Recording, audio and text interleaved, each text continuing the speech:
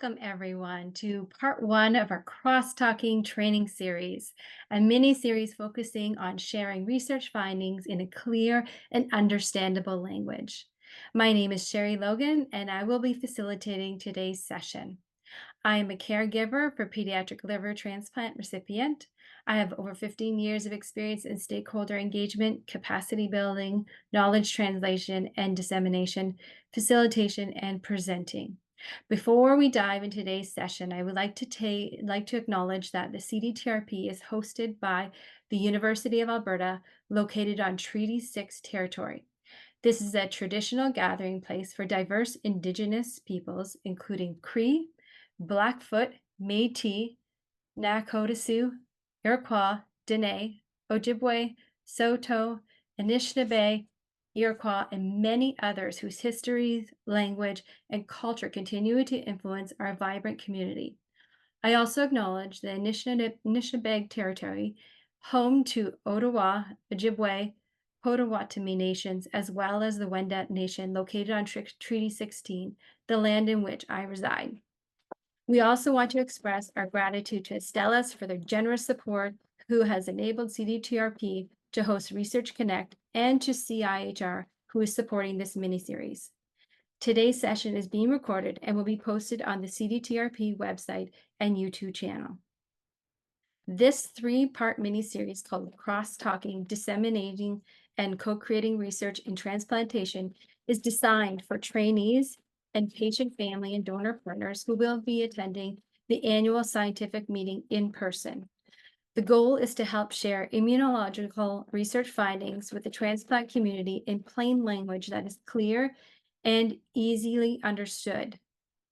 This series will be comprised of three parts. Today, session 1, we'll be covering the basic principles of immunology with Dr. Choy and Ms.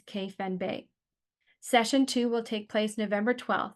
We'll learn how to write lay summaries with myself and communication manager Elaine Young. The final session will be on December 4th at the annual scientific meeting. We'll have an in-person session where trainees and PFDs will be placed into working groups where the content from session 1 and 2 will be put into practice to co-create lay summaries. These co-created abstracts will then be published throughout CDTRP's resources. Just a quick note, anyone interested in learning more about immunology and improving their communication skills is welcome to join these webinars. However, if you're not planning to attend the annual scientific meeting in person, please let us know privately by messaging Erica in the chat or emailing her at ekcroft@cdtrp.ca. This will help us to plan accordingly, as the last session is in person only. For everyone else, we assume you'll be participating in all sessions, and we're glad to have you with us. Today's session is presented by Ms. Fan Bei and Dr. Jonathan Choy. Ms. Fan Bei is a fourth-year PhD student in the Department of Immunology at the University of Toronto. Her research focuses on the role of graft regulatory T cells in chronic lung allograft dysfunction. Her passion for this work is deeply personal, influenced by her own experience with chronic kidney disease, which inspired her to pursue a career in transplant immunology. Dr. Jonathan Choy is a professor of molecular biology and biochemistry at Simon Fraser University. His research centers on understanding immunological mechanisms of transplant rejection and vascular injury, with recent studies exploring how inflammation and gut microbiota influence rejection and developing strategies to protect graft blood vessels from early damage. Over to you. All right, thanks a lot for that, Sherry, and for the CDTRP for putting this on, and for everyone for attending. So let me share my slides, and while I'm, no, wait a minute. Here we are. All right. I guess before I get started, right, I want to acknowledge that I'm at Simon Fraser University, and we are on the unceded territories of the Coast Salish people, including the Tsleil-Waututh, Musqueam, Squamish, and Coquitlam First Nations. Okay, so he and I are going to. So I guess before I'm going to try to keep this,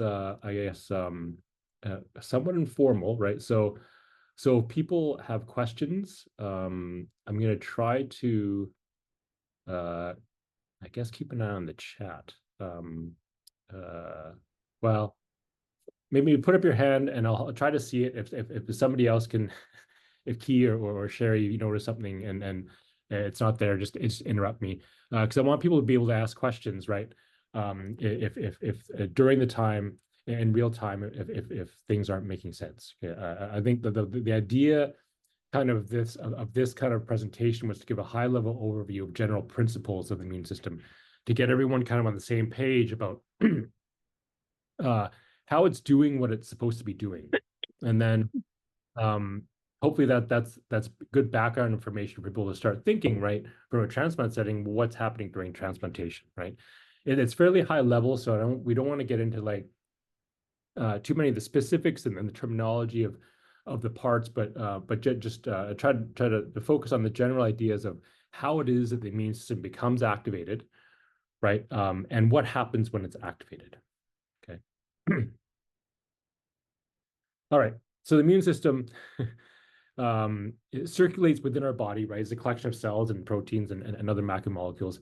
And evolutionarily, its job is to protect us from harmful stuff, right? So I've drawn here the main things we think about are infectious microbes.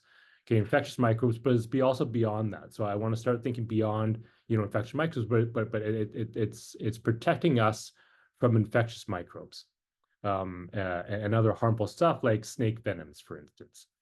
Okay, so the challenge, right? So it's got to be able to detect them, right?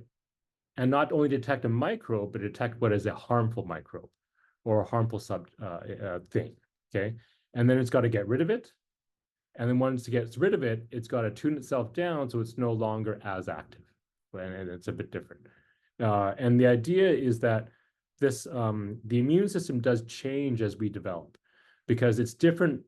My immune system is different than when I was an infant. It's had the ability to learn exposures that are common in my lifetime, right, and responds better to those exposures, those microbes, than it did when I was an infant. Okay. And when the immune system doesn't work well, we see the individual on the left here that they're not feeling good. Okay. Because they're either infected or the immune system isn't controlled properly, and it itself is damaging tissues. Okay, so we're going to think about how it is, right, that the immune system does this at a very kind of fundamental level, right? So functionally, right, the immune system, the way it's designed, right, to do its job, really has to recognize to recognize something. It's got to decide what to recognize. And not only what to recognize, but when to react. Okay, so microbes are, as an example, right? Microbes it's protecting us against microbial infection, but the large majority of the microbes we come in contact with don't infect us, right? So it has to not only recognize microbes, but recognize and be activated microbes that cause harm. Okay, it's also got to recognize harmful stuff that may not be microbes, right? And so I think an example most people can understand the immune system is inflammation, right? The redness, the heat, the swelling, the pain that in something, right, in your body. Like if I get an infection, right, I get inflammation. But also if I break my arm, I also get inflammation, right? But there's no infection there, and the immune system is reacting. And so I think as a general theme, I think what the immune system is doing is similar in how we decide how to react to stuff. It's integrating a bunch of signals, right? And they're deciding on all of those signals whether to react or not to react. Because no individual signal usually is very specific to a situation, and so it's got to integrate a bunch of signals. Okay, and then it's got to get once it does this, right, it's got to get rid of stuff. And then so we're going to talk about how it gets rid of stuff. It's got to block the ability of whatever infection is whatever microbe is causing infection to actually cause the infection. It's got to actively get rid of those microbes, and it's got to kill stuff. So we're going to talk about how it does that, and then after it does all those two things, those two general things, right? it's got to stop trying to get rid of the stuff that it's kind of get rid of, because the stuff's gone, right? And it's got to go back down. But then, as Key will talk about, there is a memory aspect of this in which it when if the immune system doesn't counter that similar thing that it just reacted to, it does it better. So it's just like, well, there's a bunch of analogies which may or may not be exact or great, but it's just like practicing the piano, practicing sports, right? The more you do something, the better you do it. And so this is what the memory aspect of the immune system is doing. Okay, so as it's structured, right, the immune system is kind of categorized into the two kind of broad kind of like arms or segments, right? The innate and the adaptive, right? So we can think about the innate immune response as very early, but also general, okay? And the adaptive immune response is later. It takes more time to develop, but it's much more focused. So the adaptive immune response is very strong. It's very focused, but it just takes time, right? And so the challenge of having an early innate immune system where you can respond to something almost immediately is it has to be kind of general, because you're relying on a preset kind of structures or processes to recognize things that are infectious or damaging, right? But they have to be preformed. So the innate immune system is kind of like fast food, right? I'm hungry, I want a burger, and so I'm going to go get something from McDonald's, and it's already made. So they shove it to me, and I'm going to get it, right? But it's fairly general. It's a burger, it's a burger, it's a burger, right? But if I want like, a Kobe beef burger with avocado and brie cheese on a brioche bun, right? That's going to take more time to create because it's much more focused, right? But I need to go somewhere. They need to get the beef. They need to get avocado, all this kind of stuff, right? So that's the adaptive immune system. Okay, so the innate immune system, right, is because it has to recognize stuff very early, right? It's relying on pre-existing kind of like receptors, they call it, or proteins on the surface of cells that are able to recognize general things, right? That are on large kind of classes of microbes, right? Bacteria versus viruses or fungi, right? So you have these things that have evolved in our body to recognize structures or molecules on the surface of that bacteria that aren't on our body or are not accessible in our bodies. We'll see in a minute, okay? But they're not being able to recognize like certain strains of virus or bacteria. It's like bacteria versus viruses, or certain classes of bacteria versus other classes of bacteria, but not something specific to, the bacteria that causes bacterial pneumonia or that causes say an intestinal syndrome, right? So the general classes of microbes, okay? Or for viruses, for instance, they're recognizing the DNA or RNA, right? The nuclei that make up the genome of the virus, but not going to be able to really segregate or distinguish between, the flu virus or another RNA kind of virus. Okay, so they're generally recognizing, right, microbes, but not, or types of microbes, not specifically recognizing, because they need the preformed receptors right on their surface, and those preformed receptors are evolved so they recognize these things that are generally associated with microbes or other stuff we'll see, but not the specifically like this virus versus that virus, because that virus or this virus. Okay. So then what does the immune system do once it recognizes the innate immune system, after it recognizes, right, these general microbes, right? They're going to try to get rid of them. Okay. And so the main ways that the immune system is going to try to get rid, right, of something is that they have cells and they're going to eat them. So if it recognizes bacteria, it's going to eat the bacteria, right? So the membrane is going to go around and internalize this bacteria into the cell. And once this bacteria is internalized, it's going to go and get shuttled into this part of the cell that's very acidic and has lots of stuff that degrade stuff, right? It's almost like the stomach of a cell, right? And so it's going to basically eat the bacteria, shuttle it to the stomach of the cell, and that bacteria is going to be degraded in that part of the cell until it's no more, right? So that's one way, right, by which the immune cells, the innate immune cells, can get rid of things like bacteria and fungi and some viruses as well. Okay, so it's like kind of the Pac-Man of the cell of the immune system. Another way by which some innate immune cells can get rid of infections is that they're going to actively kill off cells that are infected. So we have, if I have a lung infection, right, and I have a lung cell that's infected with a virus, there are some innate immune cells that can recognize that, and in a very specific, directed, and close range manner, right, kill off this cell, right, until it's dead. And if it's dead, it can no longer produce virus and it can no longer spread virus. Okay. And then it's going to go and it's going to kill another infected cell, but it's going to leave the non-infected cells alone. Right. So it's like the hitman of the immune system here, where it's very specifically with a pistol at very close range, right, getting rid of cells that are infected. Okay. So the two main ways by which the innate immune system is going to, what it's going to do when it recognizes a microbe. Okay. The other thing it's going to do is like it needs help. Okay. So it's going to send out signals that actively recruit and draw new or more immune cells into wherever this is happening in the body. So it can get its buddies in there and get more innate immune cells so it can do more of this eating and killing. Okay. So in this way, it's trying to get rid of the microbe.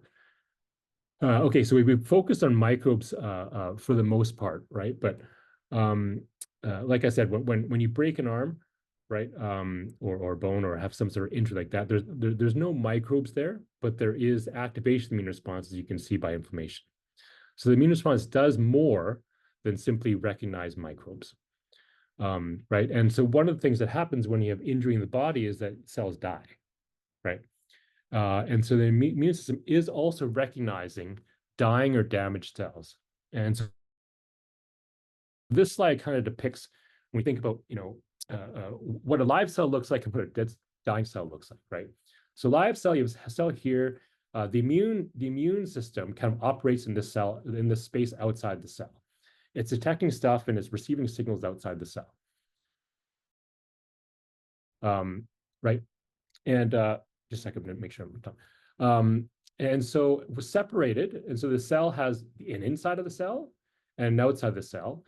The immune system's out here, right? And separating the inside of the outside of the cell is this kind of like, it's a cell membrane, right? Which is kind of like fats that separate the inside and the outside of the cell, okay? So the inside and the outside of the cell is separated. So the immune system normally doesn't have access, right, to stuff that's inside the cell, okay?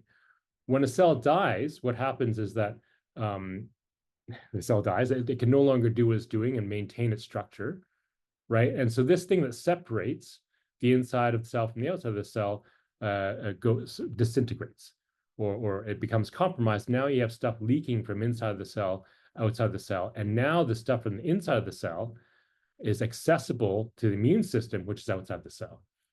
And so the immune system really is receiving the signal, right, of in a normal situation, it doesn't see, right, the inside of a cell because the cells are living.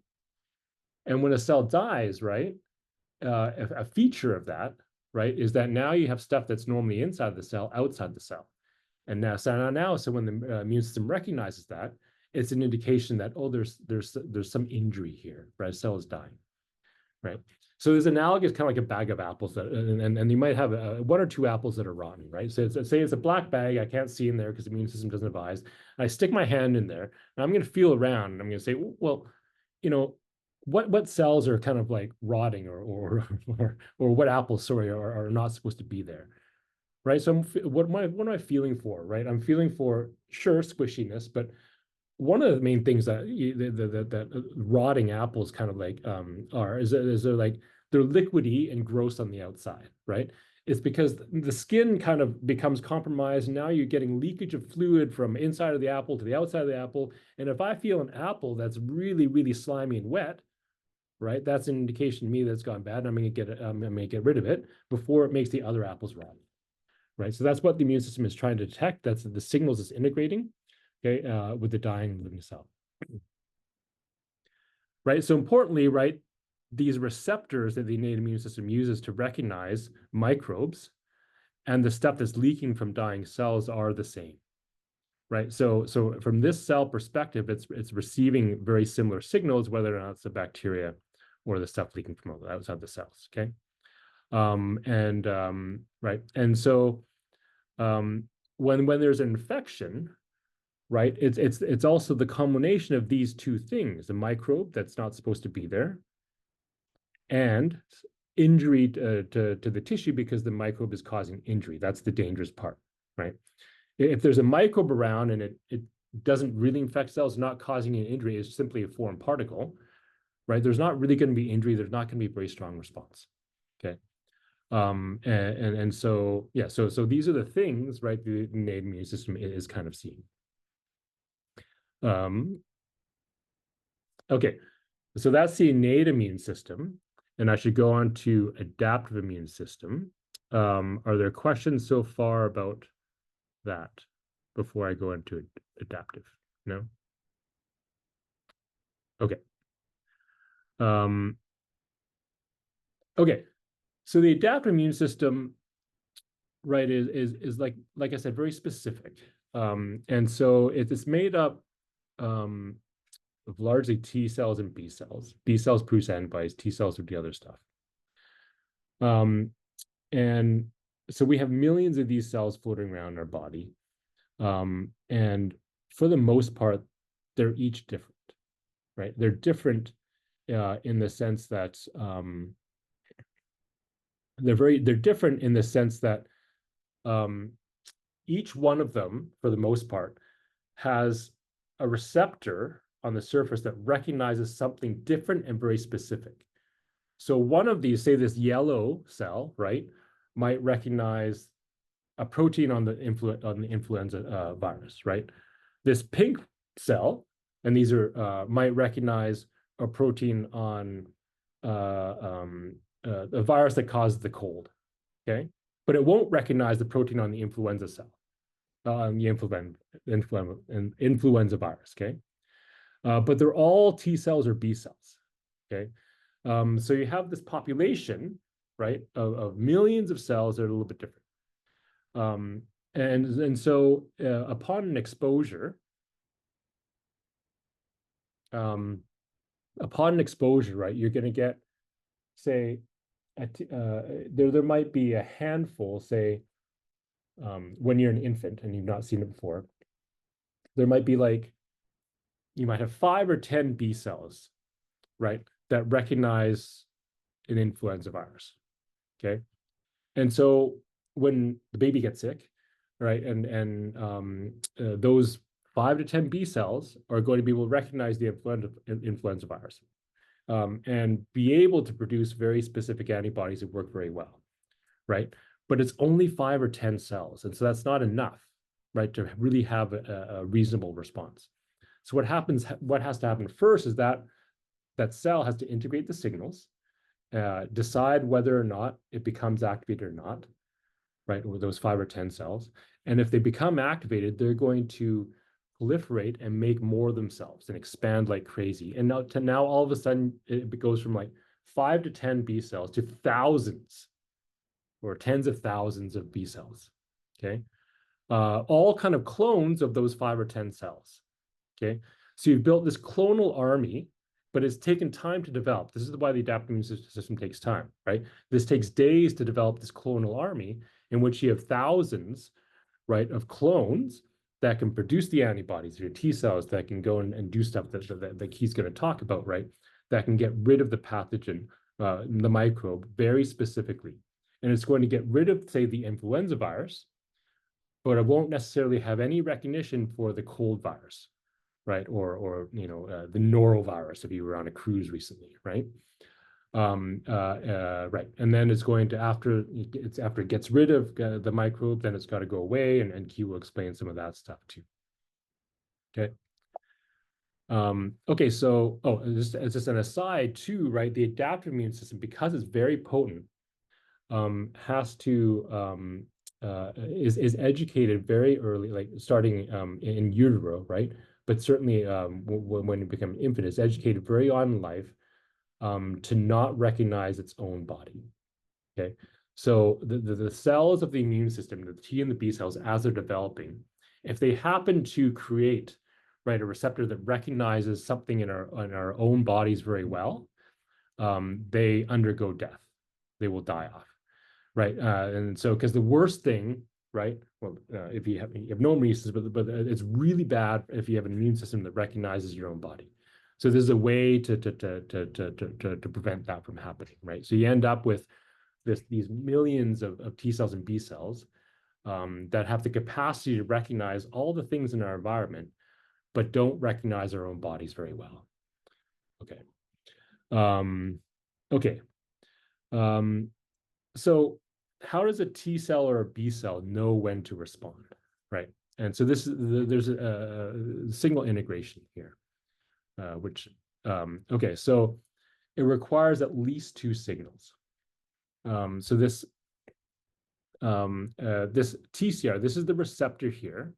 This is the protein on the surface of in this case, a T cell that recognizes something very specifically, right? So that's like the 5 or 10 T cells in an infant that I just talked about that might recognize something, a protein or part of a protein from an influenza virus, okay?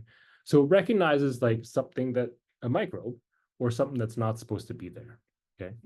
And so it's going to receive that signal, and that's going to be a signal, right? But that in itself is not sufficient because there's lots of stuff in our body that isn't from our own body, right? I think about sometimes I ingest stuff in from food, right? That it is not part of my body, right?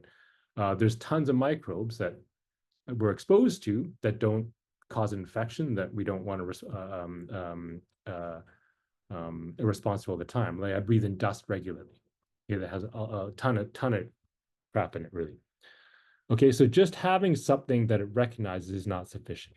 Okay, there needs to be a second signal that's related to inflammation, and that's activation of the innate immune system because something is harmful or a microbe, or particularly a microbe that's harmful. Okay, so this second signal usually isn't there. Okay, so I'm circling around, I'm fairly healthy, right? And all the signals are kind of this. There's this one here, and there's none of this because there's no inflammation. There's no harm in my body, and there's no no infectious microbes. Okay. When there is an infection, the innate immune system, remember, detects that through the ways it does that. The receptors that recognize the general bacteria, viruses, as well as the injured cells.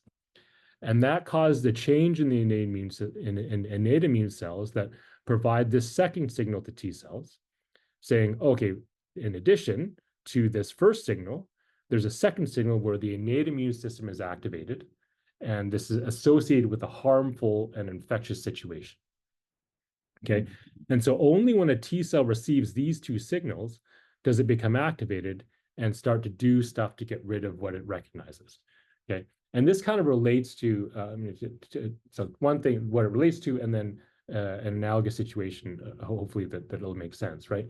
And so for the longest time, right, there's this idea that the immune system detects self and non-self, right? And it does that, but it's just much more than that. So I want to kind of get away from that, right? And so the self and non-self was the idea for decades, right? And up to probably the late 90s, maybe early 2000s. Right, but there's always the immunologist's dirty little secret was that for all that time, we knew that if you took a mouse, right, and you injected a purified protein that was foreign, right, there would not be a good immune response, right? So this idea that it detects self and non-self, it certainly does, right? But there's got to be more, because if it was just that, and we inject a foreign protein, there should be an awesome immune response, but there just wasn't. Right? But we knew that if you inject the protein with an adjuvant, that's inflammatory, right? Now you get a good response. So that's the second signal that is needed for the activation, right? And it's an integration of signals that's kind of thematic, I think, with the immune system here, because, you know, so years ago, right? You know, I was normal night. I was doing the dishes in you know, after dinner, and kind of I hear the front door open. We have a poor habit of leaving our doors unlocked. And the dog starts barking, goes to the door, and I go to the door, and some random stranger had walked into our house, right? So if I think about the signals that I'm receiving, then like a T cell, right?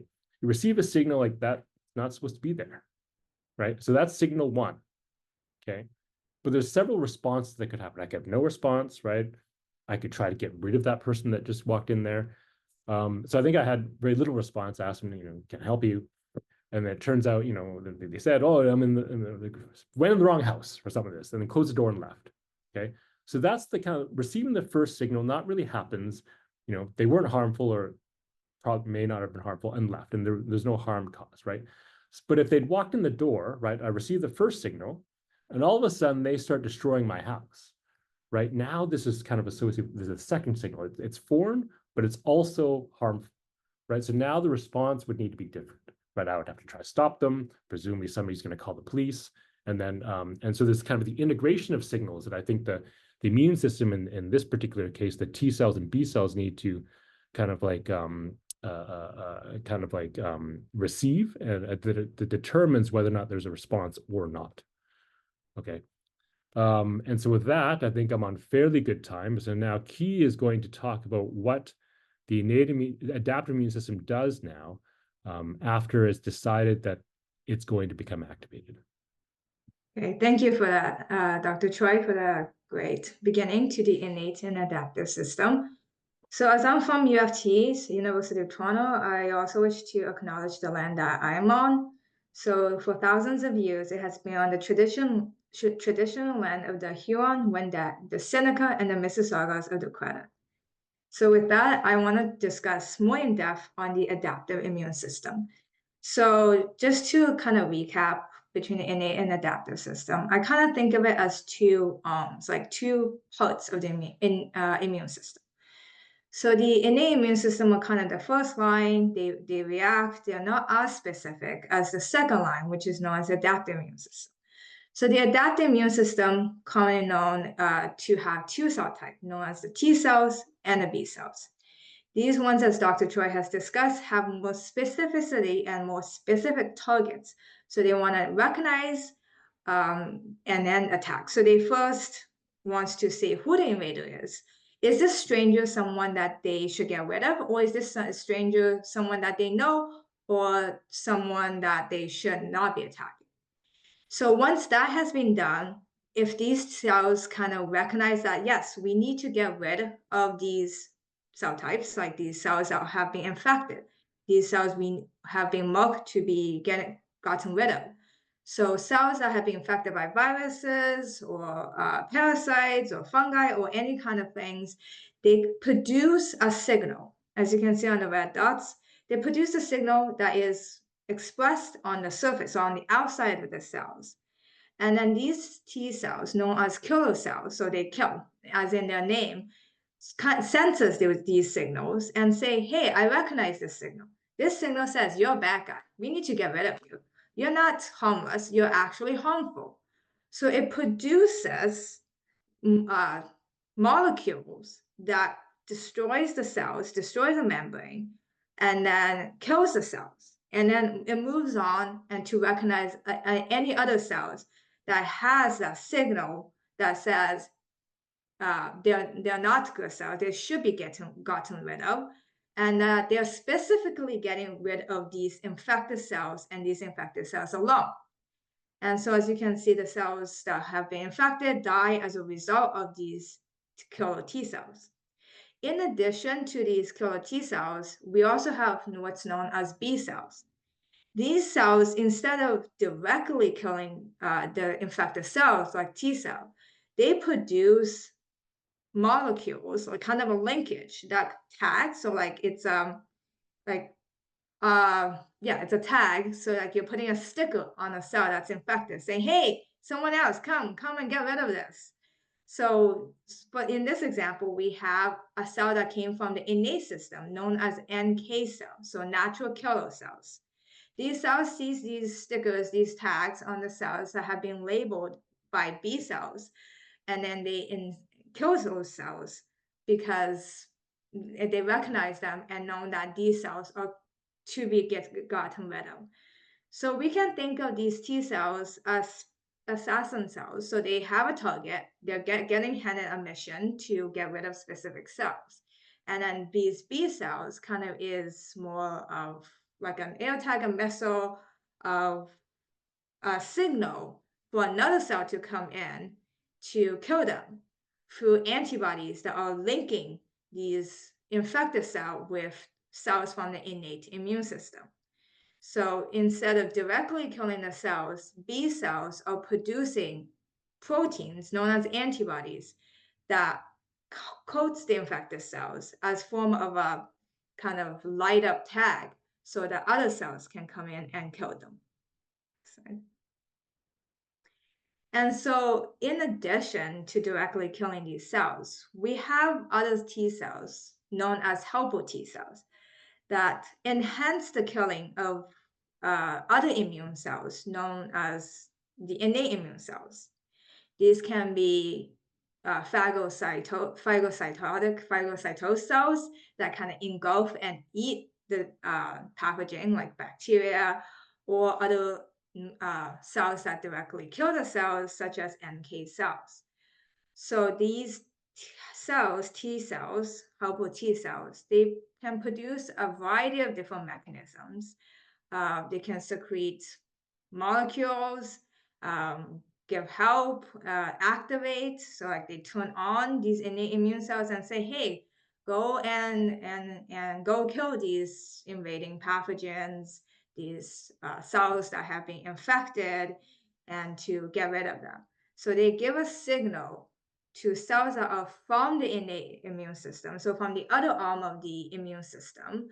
And this kind of links both the two arms of the immune system, the adaptive on one side and the innate on the other, to help the other cell types to give a helping hand, to tell them to activate, to turn on signals that to kill pathogens. So these can be recruiting, they can be bringing cells to the site of infection. They can be giving them, a little extra boost, a kick, saying, "Hey, go ahead and do your job." To kind of get rid of anything that the body and the immune system recognizes as harmful or that has been kind of tagged or signaled to be removed. And so, but with the end of the immune response, it's not all disappearing. So as Dr. Choy alluded to before, we have what is known as clonal expansion. So immune cells, T and B cells, they kind of proliferate, so they grow many copies of themselves to get rid of the invaders, to get rid of the pathogens, the unwanted people, like unwanted cells that have entered the body. But once that's done, this immune system doesn't say, hey, go away, all these of you killers and killer cells. They do decrease that, as you can see from the curve. You don't want the killer cells to stick around and just wreak havoc and killing you don't, like, once the target is gone, you want to pull back. So when you have, like, for example, you're an enemy, you see an invader, someone that are attacking you. You have a lot of soldiers, you're attacking, you're getting rid of, you're recruiting all these soldiers to protect your body. But once that threat has been gone, once your enemy has been dealt with, you don't want all these soldiers to kind of hang around doing nothing. They might go around getting a little, doing their job, but not against targets. You don't want them to stick around and cause harm against your own tissue. So the immune system reduces these cells that are killer cells, but they don't get rid of them completely. You don't want to forget what your enemy is like, what your target is like. So what we have left is known as memory cells. So these cells are kind of like a documentation of what you have seen, kind of the table of contents of a library book that you have, for example, read. So in my analogy, so you have like intel from your invaders that you have collected, and you know how they move, how they function, and their ways of attacking. And you keep that information in a select few cells, and those are known as memory cells. So these memory cells can help with another round of infection. So if you see these same kind of suspicious invaders again, you don't have to figure out what they do and how they do something. You already have collected intel. You go back into your kind of archive and say, hey, have we seen this before? You go like, yes, we have seen this before. And these memory cells, like, this is what they do, this is how they do something, and then you can go into action much faster than if you have seen these invaders the first time. So once again, yeah, the innate immune memory remembers what they have seen, and this allows them to react more rapidly and strongly if they encounter the same, invaders, or known as antigens.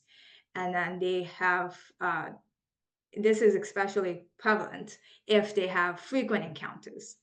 And then, so once again, the features of memory immune system is that they react faster, and they can react much more efficiently to clear infection that they have seen before, because they have collected that intel. They know what to do.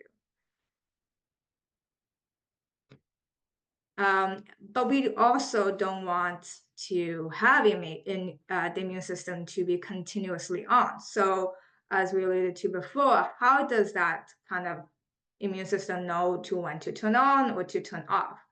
And we have a couple of cells involved in that area to control, at least shown here, the adaptive immune system. So these can be other kind of cytotoxic cells that kind of kills these cells that have been activated, these killer cells, so that they are not everywhere and wreaking havoc.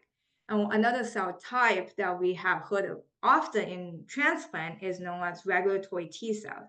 These are known as Tregs, and they go around saying, hey, we have enough, we have already gotten rid of the invaders, we can calm down, we can go into a more calmer state. And then, so that kind of switches or controls the immune system, and as well as other suppressor type cells that tells the immune system that they have already gotten rid of the invaders and there's no need to continue activation. This is also a kind of, in addition to invaders, this is also something that happens kind of often, quite often in our body, as we don't want to respond to our own cells. We don't want, immune cells to attack things that we have eaten, as Dr. Choy has alluded to. We don't want them to attack our own, internal cells, our skin, or anything. So there is a subset of immune cells that tells the other immune cells when to attack and when to kind of pull back and not attack. And so to kind of bring back to transplant, both the innate and adaptive immune system has a role in transplant rejection as well as tolerance. So with transplant, as I'm sure many of you know, you're introducing something foreign, another organ from a different person into our bodies. And so it's giving signals that our body hasn't seen before. They don't know what it is. They see them as foreigners, as strangers, as potential invaders. And so both the innate and the adaptive, the two arms of the immune system, will react to it and say, hey, yeah, I don't know who you are. Go get out of here, get out of here. But obviously, we don't want that. And so that kind of leads to the immune-mediated rejection that we're all taking immunosuppressants to prevent. And so these can be involved from both innate immune cells as well as adaptive. We have the T cells and the B cells that produce antibodies that reacts to these foreign transplanted organs. And so rejection. The immune system is doing what it's supposed to do, but we don't die. So because this is something that our body hasn't seen before, it's a new organ, a new tissue from someone else, there's no education that prevents the reaction to the transplant organ. So when we are growing, when we are a child, every cell kind of immune cell kind of goes through a process that says, hey, this is your own cell type, don't react to it. But this process is absent in transplanted organ, as we are getting something foreign, something that we don't recognize, and usually much later in life. And there's no that education process that the immune system goes through development that tells the system to not react to our own cells. And we know that in certain cases, even that doesn't work for certain diseases, such as autoimmune disease. So in those cases, that system of not reacting to our own cells is not there, and then you can sometimes have like lupus or other kind of disease. But in transplanted organs, it's doing what it's supposed to do. The immune system wants to get rid of things it doesn't recognize. And the transplanted organ is something that it doesn't recognize. And so even though it's doing what it's supposed to do, we don't want that, hence the immunosuppressants. Furthermore, when transplant occurs, there's injury from the transplant itself, the surgery itself, because you're not just teleporting, so to speak, an organ from someone else's body into yours. There's a process of surgery, of putting the organ on ice, and then having to like reconnect it to a blood vessel. All of these are things that our tissue, our own organs does not want. Like even you can imagine how hard it is to recover from a surgery. All of these are like very stressful, and it can cause inflammatory response, and which leads to the immune system reacting. And in general, we have a lot of memory cells from past infections that we encounter naturally, which can sometimes cross-react with the transplanted organ, as well as things like blood transfusion or anything else that we have encountered in our daily lives that might cause the immune system to recognize further that the transplanted organ is foreign. And so just to kind of recap and kind of summarize of why the immune system is so interesting and so fun, especially for us transplant recipients, is that we take immunosuppressants on a daily basis. And not to go into the details here, but we see some of the common immunosuppressants that are taken, such as tacrolimus in the center. This is something that I take, and you can see that it acts in the immune cell, especially the adaptive immune cell known as T cell, to stop one of its pathways. And we can see that there are a lot of different immunosuppressants that are stopping the cell at different levels, occurring at different pathways in the cells. And you can see that when we take a kind of array of immunosuppressants, we're helping the immune system to turn down, not at one spot, but at many spots in the cell, to control and to reduce the number of these adaptive T cells so that they don't react to our own transplanted organ. Thank you. Thank you so much for your presentation, Key and Dr. Choy. I'd like to now open it up for questions. Please feel free to put your hand up, turn your mic on, turn your camera on, or add your question to the chat. In the meantime, I did get one question in the chat. Maybe you guys could, we can get this started with, as a non-clinical transplant staff, we hear a lot about immunology and matching, but don't get a chance to learn in detail. Would you be able to elaborate on that? Sure. So I presume you're talking about HLA matching. Let me try to get to this slide. Yeah, so the matching refers largely to this educational process, right? So when I said the immune system is educated to recognize our own bodies, so it's educated to not recognize our own bodies, right? So when you think about the T cells and B cells, we'll talk about T cells for matching. When we think about the T cells, right? And so this is what they're recognizing something and what's called this MHC molecule, right? So those are the HLA molecules in people, right? And then so when the immune system's developing, right, it's got this challenge. It's got the T cells they need to create a population of T cells that is able to recognize an enormous number of stuff in the environment, because some of that stuff is going to be harmful, right? So you have this population of millions of T cells, quite literally able to recognize millions of different stuff from the environment, right? So as a collection, right, they have the ability to respond to basically any infection that we receive, right? But it's got to prevent the ability of those T cells to recognize our own bodies very strongly.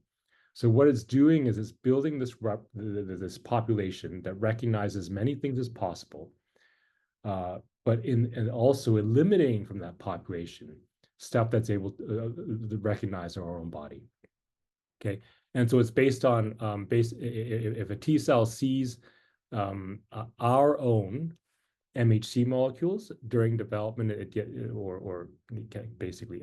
gets deleted. So it's not going to recognize our own stuff very well, right? And so that's the matching. So then if you put into, right, my immune system an organ with the exact same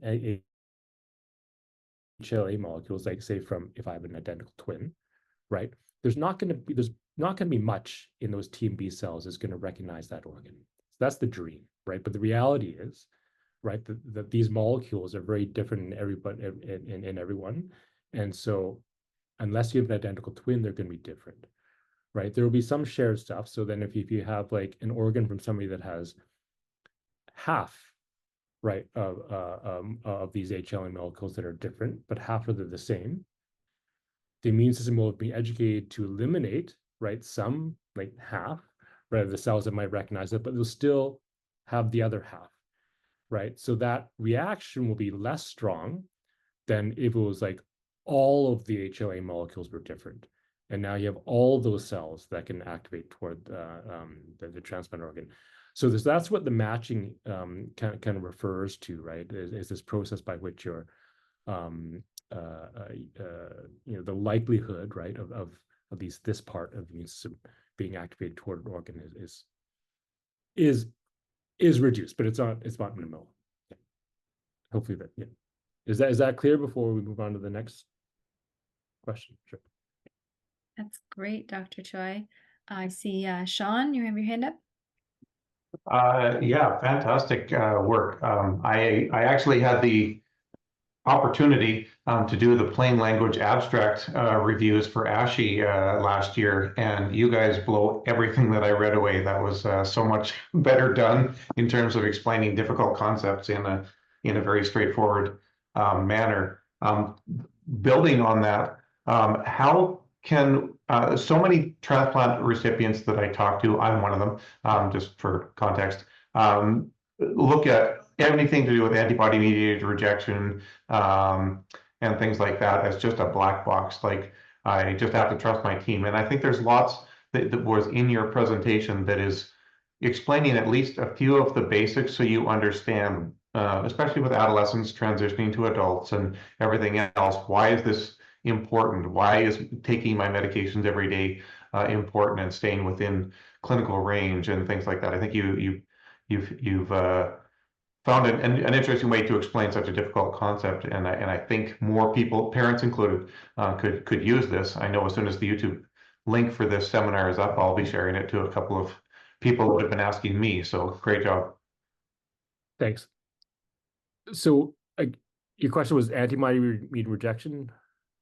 Yeah, but especially how to incorporate that into pre-transplant training or ongoing transplant, like empowerment of patients and family members going through the journey, so that they understand it's not just a matter of taking drugs for the sake of taking drugs. Like, we truly want you to understand at least enough about your immune system and enough about rejection, A, to not live in absolute fear of it. Kay, you had great ways of explaining it, but just to demystify the black box for more of us.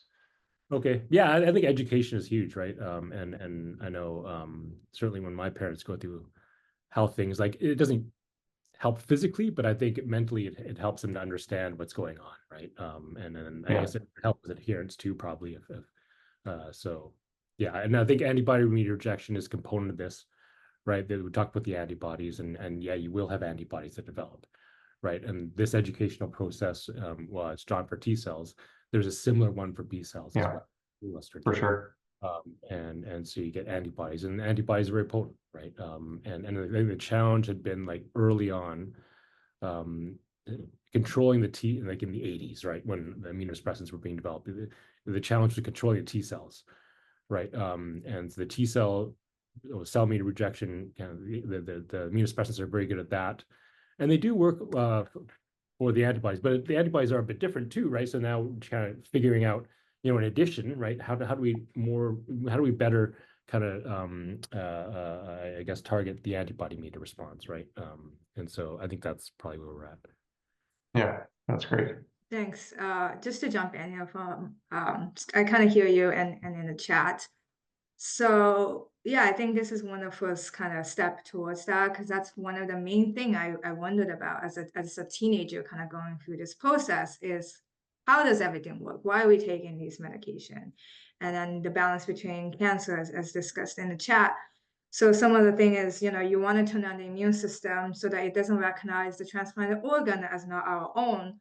But at the same time, when you turn on the immune system, you're reducing its ability to recognize these mutated cells or that are cancerous. And so you have in the trade-off, like infection and cancer. So yeah, this is kind of, stems from my interest when I was going through dialysis, transplantation as a teenager. Like, why are we taking all these medication? Like, are they like the ideas of like, oh, they're all immunosuppressants, are they the same? Which is why I added the last slide to say, hey, to my old self, they are the same. They're all doing similar things, but at different levels of the cells. And this is why we take them in combination, because one is not enough to treat the immune system, so that you have that very delicate balance between infection, cancer, and rejection. So thank you so much for the presentation and the questions. I see that time is up at this point. We look forward to seeing you in session 2 on November the 12th at 3 p.m. Eastern Standard Time. A link to register now is in the chat.